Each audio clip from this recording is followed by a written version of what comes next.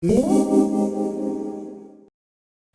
guest this week on Speaking of Taxpayers, we're very pleased to be joined by Josh Olivo. Josh runs a business, an online business, and we wanted to let him talk a little bit about how the Marketplace Fairness Act, which is the internet sales tax mandate, as we like to more accurately call it, would affect someone in his position. So welcome to the podcast, Josh, and tell us a little bit about what you do. Awesome. Thanks so much for the intro, Doug. So my wife and I started selling stuff on eBay back in 2004. We had our day jobs, and I was an engineer. My wife was a web developer, and we used to go and look at the malls every day after work to see what was selling. And we noticed these Indian beaded sandals were selling really well, so we made an order from a supplier in Pakistan. Mm-hmm. And we ended up selling them all out on eBay, and we built this customer base that were built around these sandals, and we started branching out and buying products that matched those sandals that fit well with them. And in July of 2008, we made our first website called shoproots.com.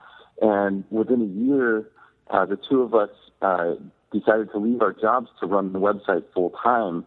And it turned into this lifestyle e-commerce brand, but it's more than just selling a product. We like to think of ourselves as selling a lifestyle brand. It's a place for people with really similar interests to come and meet and have more than it's just an ongoing discussion of life around this total lifestyle of fashion and photography and art. So in January 2010, we launched RedSense.com, had a few employees, and quickly expanded from there. By the end of 2011, we moved into 12,000 square feet of warehouse and had close to 40 employees. And fast forward till today, we're in about 38,000 square foot warehouse with just around 80 employees. About 40 of them are full-time people who are providing careers for growing, not just careers, but we're providing growing careers for people. We do quite a bit of order fulfillment and stuff like that, but we give those jobs to college students who need part-time work, and we have all sorts of opportunities for college graduates who are looking for opportunities in communications and marketing and even process engineering, process management, and things such as multimedia, from photography to videography to IT and infrastructure and PHP development, and even at some point finances and HR. We're bringing on as much talent as we possibly can find at this point to compensate for the growth that we're experiencing. And things are really, really great for us, if you can think of it from that standpoint. And I'd love to touch base on how Marketplace Fairness Act would really affect this growth and affect our ability to stay competitive in this market. Yeah, absolutely. Let me hop in. This sounds just like a very normal American success story that we should all be proud of and glad that the economy can still support something like this. And I think most people who are living in reality would acknowledge that the technology shifts and you need to create new operations like Josh has done. And now we have the challenge of Marketplace Fairness Act, which would apply a standard that was already rejected back before there was an internet, to tax collection for states to be able to reach outside their borders and force a business like Josh, even if he didn't operate in their state physically, he just shipped a product to somebody in a state, to have to comply with their sales tax and remit it to their another state. But of course, that means every state that he does not operate in physically. So it's really an interesting challenge that we see with the National Retail Federation and the pro-MFA crowd talking about how, it's unfair to small businesses. So that's sort of the person that they put out front. We have a good example here of Josh of how the internet is created opportunity for him. So in that situation, Josh, if they do push forward with MFA, what are some of the things that you're concerned about? Awesome. Like definitely appreciate that. Like, yeah, I like to think of this as that success story. We did start this out of our garage. All of this came from that and a lot of hard work and long sleepless nights of working two jobs at the same time to make this happen. Look, if you're forced to remit sales tax in 50 states, well, some states don't have sales tax. They call it 43 or whatever it is at this point. It takes one full day of our full-time effort from our controller to remit sales tax to California. If we're forced to do that to 43 states, not only is my controller unavailable to help us grow and make strong financial decisions for our business, things such as like how to negotiate an extension to our lease, or how to negotiate a budget for a particular department to grow with, how to negotiate net 30 terms with some of our larger suppliers and mitigate and increase our cash flow so we can continue to grow. Instead of those types of tasks, he will be forced to just remit sales tax all day long. And I'm sure he wouldn't be very interested in doing that. I'd probably see some attrition from that standpoint. And then I'd have to hire somebody that just does sales tax. The other thing that we face is every year the state of California sends me a letter. They just send me a letter, and it's basically, hey, we saw a change in sales tax rate between this month and this month. Provide some information to show that, yes, you complied to those sales tax rates and that you charged the proper amount and that you refunded the proper amount to customers who had returned orders during that time. And that alone usually takes a few days of time from my dev team. That's like my strongest query developer, like finding somebody that's that skilled in querying and building databases. It's a challenge enough, and they're very, very focused on driving the things that are very important to our company to facilitate growth, like things such as customer retention and user interface and inventory management are what that person is focused on. But to pull somebody off of a customer retention project and put them onto something like, hey, let's go count how much sales tax dollars were refunded for one simple letter so the state of California is happy, is extremely costly to us because we lose our competitive edge to move forward with our company, and now we're focused on paying taxes. So a lot of times I'll look at that letter and I'll just tell the state of California, well, if your sales tax increased by 1% from month A to month B, the total amount that could have been refunded is X dollars, and based off of that, we could potentially be off by maybe like a few $1,000s, maybe $2,000-$3,000. And for me, it's cheaper and it's just more cost effective to not bother my dev team and let them stay focused on their initiatives and just pay the state. To say, here's a couple grand and, leave me alone. So from a Marketplace Fairness Act, like that's my first concern. What is going to stop a state, any state, even if they don't collect sales tax, what is going to stop them from sending a letter to me to say like, hey, provide some evidence on this, and if you can't, finding a way or strategically creating a way so we don't have to deal with an audit is something like that we would be forced to deal with. It goes well beyond that, and some states I know that clothing, particular types of clothing, particular types of jewelry needs to be categorized in a specific way. That in California you have Prop 65, which is like, you have certain things with jewelry that can have only a certain percentage of lead that can be sold at some certain to certain age groups. So you have to be careful with like how you categorize or label an item. Like I'm sure there are similar types of nuances with every single state that's out there. And so we would be forced to categorize thousands of new products per month to make sure that we're collecting and remitting the proper amount of sales tax per each item. And that's something that would be insanely challenging for us. Right now, as it stands, we have a team of people that post products every day, and it's a manual process. It's a manual process to take a picture of a finished good and then create a digital good out of that.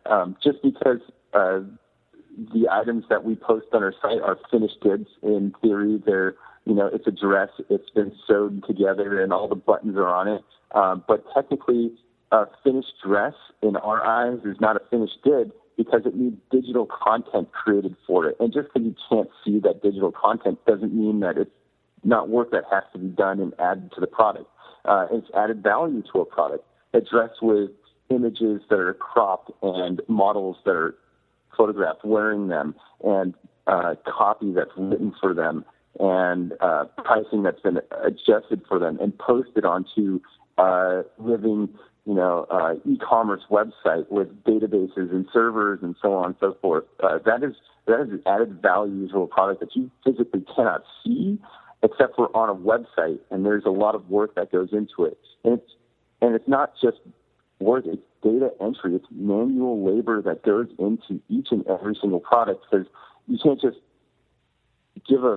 take a dress off of a hanger and immediately just put it on a website. There's manual labor that goes into it, blood, sweat, and tears that go into posting that item onto a website. So if we're forced to categorize those items, there's no way we're ever going to categorize all of them correctly, 100% correct. Because it is a manual effort. There's no process that you can do manually where you won't have issues where items will be potentially posted incorrectly or uncategorized correctly. And you can even find on our website, I'm sure you can find plenty of spelling mistakes, grammatical errors, things of that nature. If we can't get those things right, there's no way that we're going to get something as confusing as finding out which of these 9,600 different tax codes does this dress or shoelace or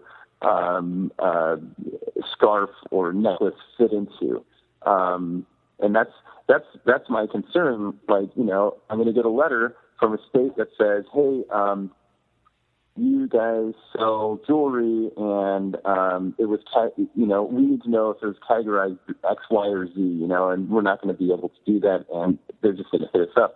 On top of that, if we were to get audited, like, who's going to audit us? When are we going to get audited? How often are we going to get audited? The state of California sends people to our office randomly.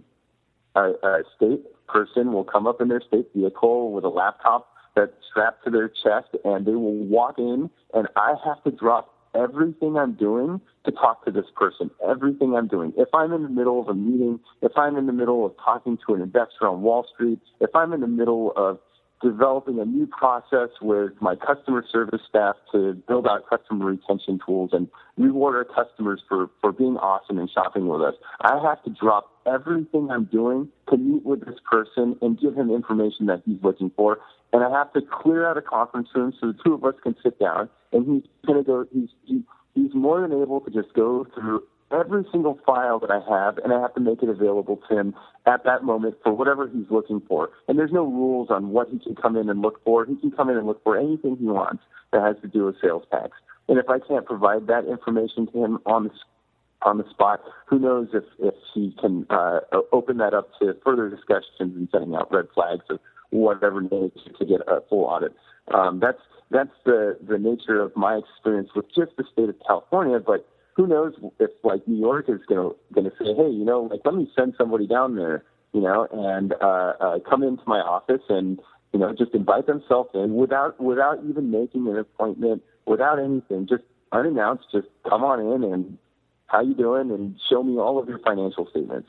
That's a huge concern of mine. Another huge concern of mine is audits. Like, I understand there's a high probability that I will be audited by the state of California, and I have no problem doing that with the state of California because I have my nexus here and I pay sales tax to them, and they probably owe me a few $1,000s at this point anyway, which is great. But if I have if I have to deal with an audit from the state of California, I will have to drop everything I'm doing, and my controller, the two of us will have to drop everything we're doing, and I just pray that they're not going to come and audit us on a month that we're trying to move facilities, or on a month where we're trying to migrate a website from a particular platform such as Zencarts to Magento, or if we're trying to do some crazy type of new feature or launch or whatever it may be.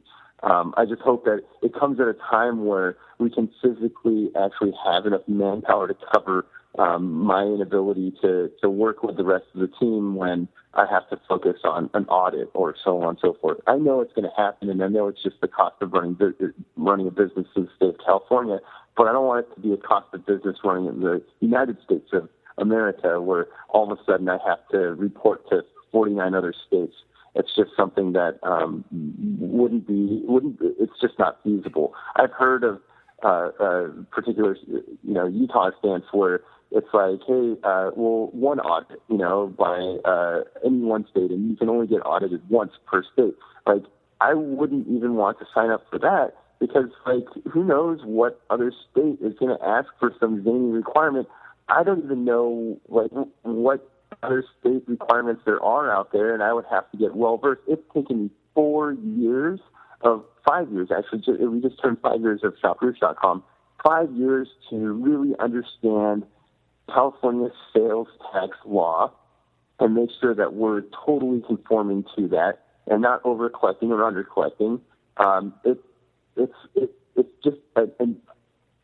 a daunting task to learn that. So if we're subject to audits from another state, like, I don't want to have to learn all of their rules or all of their law just because this Marketplace Fairness Act passes. So there's significant issues with that. Like, if it's potentially one law, one sales tax rate, one auditing authority, and one very simple rule of, like, hey, your sales tax rate is X% across the board, great. Like, make it easy on us so I don't have to worry about hiring 10 people to check what a manual person posts on a website, because if somebody miscategorizes a dress as a top or a top as something else, or what about the stuff that's in between? We have shirts that look like dresses and dresses that look like shirts, and they could be categorized either. Like, I don't want to, like, how do you go get audited by that? I have to see a judge every time we post something that might potentially be a necklace instead of a bracelet. Like, I mean, those are the types of challenges that I worry about. Yeah, and not only on one product, but on thousands of new products posted per month. Yeah, that would be a truly daunting task. And I would think this promise from advocates of the Marketplace Fairness Act that, well, all your troubles will be solved by some free software that the states will give you, that just seems rather ridiculous. I mean, it's not as if you aren't using software already to keep track of this stuff, and it's still a very considerable record-keeping and labor-intensive proposition. I mean, I don't imagine you're using quill pens and ledger books in your operation right now, and it's still quite an extensive and labor-consuming task. It almost seems, too, I would think that if you were subject to an audit in another state, I mean, what if they told you you had to travel to their place of audit and submit information in some New York office? I mean, you would have to shut down part of your business to do something like that. Definitely. Oh, yeah, definitely. And speaking of free software, both ShopRoosh.com and ThreadSense.com were started on free software. It's called Zencart. It's free, and you can post things online with the free software. But that software still costs because we have to host it somewhere. And there's bandwidth costs. There's data transfer costs. We're only allowed to, typically most dedicated server contracts from leasing agencies will allow you 2 terabytes of data to be transferred per month. So how much data is this free software that's supposed to tie into my website supposed to transfer. It's got to pull data in and out somehow, some way. We're going to be paying for that bandwidth somehow. Like, I don't, and who's going to, I'll have to have somebody responsible to make sure that that bandwidth is allocated for that transfer. And what prioritization does that get? What should it get? Because we can prioritize what kind of data comes in and out of our websites. We can prioritize which kind of users come in and out. We can do everything from funneling it or blocking it entirely to slowly releasing it to our websites. We can do so many other options, and that has to be taken into consideration. And how do you technically? There are significant technological challenges of implementing free software that's supposed to touch our database server, because the structure of our clustered network right now for shoproofs.com is so secure that you have to go through a series of firewalls and load balancers and webheads to eventually make your way to our database server. How is that? There's no way that any software is going to connect directly from our database to outside of our clustered network. How technically demanding is that going to be? It's not as simple as putting a pixel on the front page of the site. It's like it's 10 times more complicated, because you have to find a way to creatively get that query out of our database structure, open up some port somewhere to get that information out to whichever agency that the software is supposed to go to check to make sure that we're posting the proper sales tags. And oh, by the way, if there's a pixel, it's going to slow down the site. Even if it's asynchronous, it's going to slow down the site somehow. And site slowness is directly correlated to customers buying or not buying. So if they force us to do something like that, we're probably going to need to buy more bandwidth, and we're probably going to need to buy some additional hardware, maybe more RAM or processing power or something like that to keep the site up to speed. And that's, as it stands, our servers are at max capacity as they are, and they're not tiny little servers. We're talking about servers that cost thousands of dollars per month. And there's servers that are completely maxed at their capacity already, where, you can't add any more physical CPU cores to them, and you can't add any more physical RAM, because there's a limit to how much RAM you can post on servers. There's a limit to how much bandwidth that our net cards can transmit. And adding to that load is something that's detrimental to keeping customers on our sites. It's really fascinating stuff. I think what's most unfortunate about all the information Josh is providing is that the Senate, when they passed the Marketplace Fairness Act, they rushed it through and clearly didn't give themselves enough time to meaningfully look at these types of concerns. It was some kind of just, shove the damn thing under the table and get it done. And now it's in the House, and it's taking a little longer. So hopefully folks like Josh will have a chance to get their voice heard, and we're glad to provide him this platform, and hopefully some others and other folks in Josh's position as well to get their voices heard, so that the House at least knows what the deal is for people on the ground dealing with the potential ramifications of this legislation. Thank you very much for joining us today, Josh. Do you have anything you'd like to add? Doug, I really appreciate it. I just hope that this law doesn't pass, and as it stands. I understand that our states are starving for cash, and I understand that they're concerned that that they're potentially losing out on the opportunity to collect sales tax. I understand that those are very, very valid concerns of theirs, but they need to do it in a way that's carefully done. Otherwise, they will shut down our economy. It's not just ShopRoof and ThreadSense.com. There are thousands of websites that are popping up, and they're creating really, really unique job opportunities for people to communicate. We're changing the way that people communicate with each other every day, and we're coming up with creative ways of making that happen. And something like this would just destroy us. We would not be able to function or compete in this industry. It would end. All things would end, and we might as well just look for a job at Walmart. And that's something that I'm not interested in this country, if that's the case, So I certainly hope that they put in a lot of time and consideration and all the ramifications that that could potentially come up by imposing something of this nature on small businesses.